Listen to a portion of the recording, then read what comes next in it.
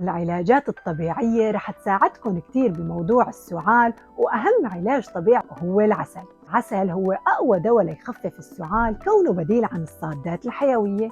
أما ممكن ناخد ملعقة عسل قبل النوم حتساعدنا إنه نخفف سعال وننام بعمق، أو ممكن نضيف العسل لمشروب عشبي ساخن، مثل إنه نضيف العسل لمشروب مغلي الزنجبيل مع مثلا الليمون، كتير بيساعدكم بعلاج السعلة بأنواعها.